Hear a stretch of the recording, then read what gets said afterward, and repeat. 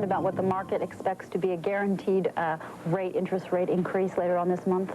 Well, you know, we all know that a quarter point is factored in, and Greenspan did a great job in letting the market move rates for him here. They don't want to get in the middle of this market and really cause it to slow down. But frankly, there's no inflation. The consumer wants to be out there, but there's no inflation right now. So perfect environment for stocks, and you have to be selective, but it's a real strong market.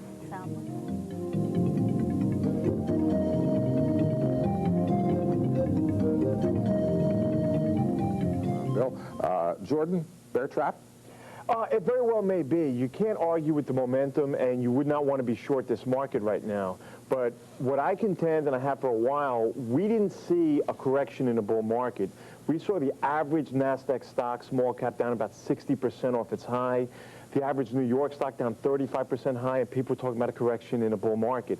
We just came off a bear market for sure right now. So when a bull market starts again, the first reaction is it gets overbought. We all wait for a pullback, and it keeps going. My contention, you don't see too many bear markets end with the S&P trading 25 times expected earnings. Built into that is about 16% expected earnings next year. I don't think that's happening. So what we have is the individual is very complacent. He wants to buy the dip right now. We're seeing confidence of the CEOs hitting a 3, 4, 5-year low right now. They know where their earnings are. I think you have to know what you own. Small caps still represent good value. I wouldn't be buying the S&P blind right here. So on the Dow or the S&P, we have not yet seen the bottoms. Well, I think it's going to be volatile. It's up and down. I think there's a new bull market that's been created in the small cap market right now, and there's lots of value. I think we're still looking at lots of overvalued stocks in the S&P, but there's some great-looking charts, and I don't like to fight momentum. Okay, John, your view. I buy into Jordan that we are... If I want to be in equities right now, what should I be buying? You have to buy valuation. Again, a lot of people make an argument small versus large. I've developed a system called Magnet, looks for growth at a discount. So I'll tell you right now, if I was a big cap buyer, I'd be buying Walmart, I'd be buying Johnson & Johnson. They look like great patterns, and they're not extended in any way. I also happen to like Amgen a lot in biotech. But below... Amgen's up from the 40s to the 80s. Yeah, but what happened was, you know, Amgen sat out the last bull market. It went sideways for about 3 years, looked a lot like Home Depot looked. That's when I owned it, yeah. Now. Well, people got tired there, and they left it, and what happens is when you break a large 3, 4 year base, it could run and double again. What happened with Home Depot a while ago, it sat out a bull market, then went on a tear. That's what I see happening with Amgen. But in my model, I'm seeing some magnificent companies that are growing 3 times their PE, and there was a liquidity crunch, so these stocks got decimated. I don't buy when they're going down. There's a reversal coming, there's liquidity, and there's some great names right now. All right, Jonathan.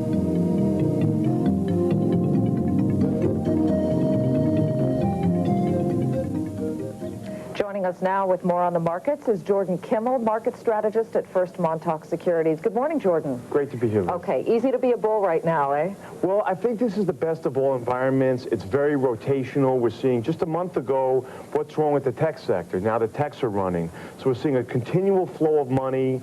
Everything's been thrown at this market, but it's demand-driven, consumer-driven, and we're going higher. Last time you were here, which was what, just a couple of weeks ago, it was Fed interest rates hike. Everybody was so nervous about that. Is that even a discussion at this point? Well, we're breaking right out to new highs. What I said then was that the market factored in, not only that, Greenspan talked the rates up so that all this was already accounted for. The beautiful thing about this environment, with all the busy hotels and busy airlines and everything, there's no inflation. This is the best environment for the economy right now. Okay, so what about inside ownership on these companies? Okay, very powerful in all of them. In fact, about 50% insider ownership in each one. One of the things I need is I need management to be there large, and I need them to actually have an incentive for the stock to go up, not only in their salary, but in the stock price. So that's a good indication to you that there's commitment there. Very important. I need to have insider ownership, especially in the small to mid-sized companies. Once you get to the super large companies, you get down below 10%, but these companies have 50% ownership. They come in every morning and they're looking at their stock price. They're our partners. Jordan, thank you for coming in this morning. Great to be We've here. been speaking with Jordan Kimmel of First Montauk Securities. really a good day to sit back and analyze a bit. Where do you think we're going to go from here? Right, well, you know, everyone's waiting for this market to top out, and there's a lot of nervousness right now. What I think we're all underestimating for a long period of time is this tremendous liquidity. So what you try to think about is what could possibly happen. Maybe a war breaks out. Maybe the president gets impeached. Maybe rates back up. No, that already happened. So what can I tell you? Okay, I'm glad you're so lighthearted about everything. You're certainly not beset by anxiety, but there are a couple of things on other people's worry list, and one of them is the position of the Fed, the bias towards tightening. Is inflation going to come back? Any of that bother you? Oh, absolutely. You know, the fact is there's a portion of the market that's extremely overvalued, and we've been led by a very narrow group of stocks. Now we're starting to see it spread out, and we're starting to see broader participation by other groups. Very healthy environment. It's rotation. You have to know what you're buying, but you want your money in the market. One last point on Sure. this whole bigger picture thing. Many people think that the yield on the long bond might erode stocks if it gets much higher, if it gets towards 6, say. What do you think? Well, I think that, you know, bonds compete for money, and you have to know that if rates really start to move, there's trouble for the market. I personally see a wall at around 6.05. There's really no inflation, and I think what you're going to start to see is some of the world economies starting some more signs of slowdown. So I'm not afraid of the bond market. If it gets through that 6.05 level, you're going to see some more problems, but we'll watch it. I don't think it will happen. What, if anything, about the horizon is going to change that? Well, Deborah, that's a great question, and you hit it right on the head. It's the liquidity, and a lot of money managers feel they don't trust this market. They want to be able to get out. And I've been soul-searching to figure out what could change that. The funds are getting bigger. Funds dominate the market. They don't want to touch smaller stocks. So I'm not sure what will change that, but I think some private money managers and some individuals are going to need to say, I don't want to pay 70, 80 times earning for a dozen stocks. What else is out there? What about the internet stocks? Is there a day of reckoning in your view? I mean, where do these huge rallies end, if at all? Well, what's happening right now, it is a wave of insanity, I believe. And again, there are some great stocks that are valued high, but you can understand it. But when you see stocks like yesterday go from a half to 15, they trade 5,000 shares, they trade 15 million. You know there's a tulip phase going on, and I'm looking for tulip.com to come public. Insanity is a very strong word, not one we often hear on this set in reference to the market. We appreciate your candor. What do you think is going to prompt the day of reckoning for these internet stocks? I mean, thus far, the indications are when it comes to internet commerce, it's surpassed expectations. Right, well, there's going to be winners, and I'm not saying that the internet's not going to happen. It's not going to happen at 150 PE.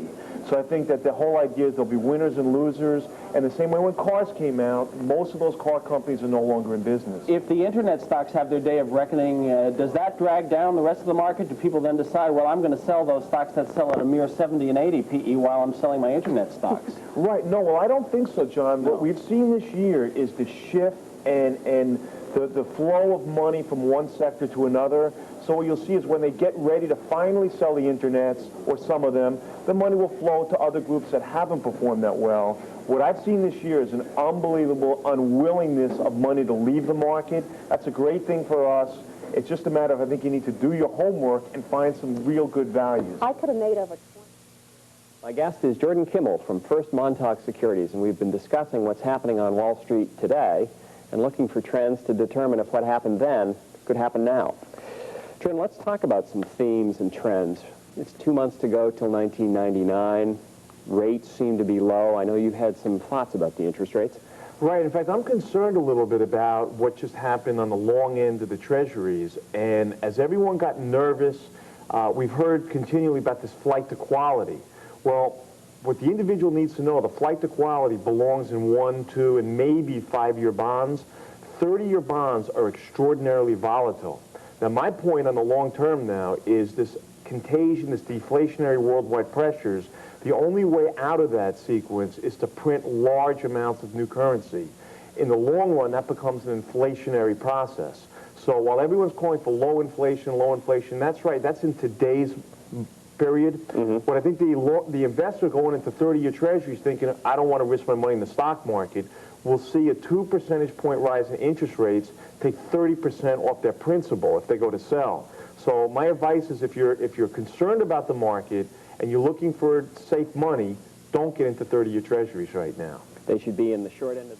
Welcome back to Bloomberg Television. I'm Susan McGinnis. We have another Bloomberg Forum interview headed your way. We are joined by Jordan Kimmel. He is from First Montauk Securities, market strategist there. Jordan, thanks for joining us. Susan, it's great to be here. What do you make of this volatility? Are we calm again, or are we headed for more? We've got the employment report out tomorrow. Well, certainly we're not calm. Yeah. And it's really even hard talking about the market because what I've talked about a few months ago was it looked to me like the Russell 2000, the small caps, really look vulnerable. They're in an absolute bear market right now. What we're seeing in the S&P and the Dow right now is a little bit of earnings recognition and a little bit of people saying, hey, what am I paying for this stock, which is good, which is healthy, but no, the volatility is not over. Is there going to be a buying opportunity among the small caps anytime soon, or? Well, it's actually here, and what I've talked about is how do you deal with this two-sided market? Everyone wants the S&P stocks. The index stocks are the favorites, but they're overvalued. The better value in the Russells, there's just no buying power. So the fact is that there's good opportunity, but you need the liquidity to drive them up. What I've talked about is a strategy I call Magnet, which combines both the technical and the fundamental, and you have to match them together. And there's only a few which actually have the nice uptrend with the good valuation, and that's a sweet spot of the market right now. Okay, I'm guessing that's where it's going.